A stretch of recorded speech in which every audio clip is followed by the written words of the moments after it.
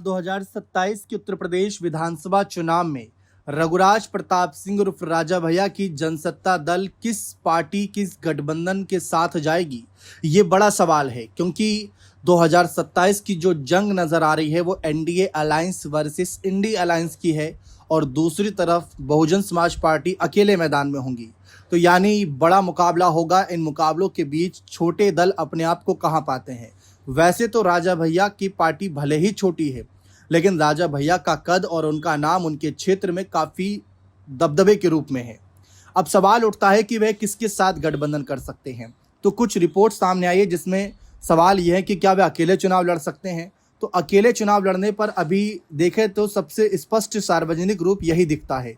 Party नेताओं ने 2027 के लिए स्वतंत्र रूप से मैदान में उतरने की बात तो कही है, लेकिन अंतिम समय में हो सकता है फैसला बदले।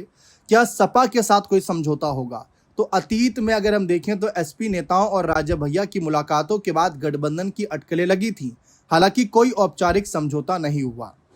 दूसरी तरफ बीजेपी के साथ तालमेल की बात भी आती है। राजनीतिक गलियारों में समय समय पर चर्चा होती रहती है, लेकिन जनसत्ता दल के नेताओं ने सार्वजनिक रूप से बीजेपी से गठबंधन की बातों को खारिज भी किया है। वहीं दूसरी तरफ उत्तर प्रदेश की राजनीति में छोटे दल अक्सर चुनाव बाद समर्थन की भूमिका निभाते हैं। यदि 2027 में त्रिशंकु विधानसभा जैसी स्थिति बनती है तो जनसत्ता दल का महत्व बढ़ सकता है। वहीं अगर हम देखें कि किस सीधे तौर पर अखिलेश की पार्टी से हाथ मिला सकते हैं राजा भैया, तो हाँ, राजनीतिक तौर पर यह संभावना पूरी तरह से खारिज नहीं की जा सकती।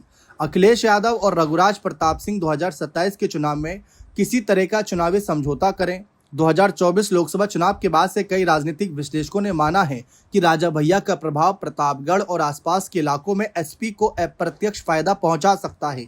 इस वजह से दोनों पक्षों के बीच भविष्य में तालमेल की चर्चा होती रहती है। अखिलेश यादव लगातार कह रहे हैं कि उनकी राजनीति का फोकस गठबंधन और जीत पर रहेगा, सिर्फ सीटों के बंटवारे पर नहीं। एसपी पहले से ही कांग्रेस के साथ गठबंधन जारी रखने के संकेत दे रही है, इसीलिए यदि कोई नया सहयोग होता है तो वह इंडिया ब्लॉक के व्यापक समीकरणों को ध्यान में रखकर होगा।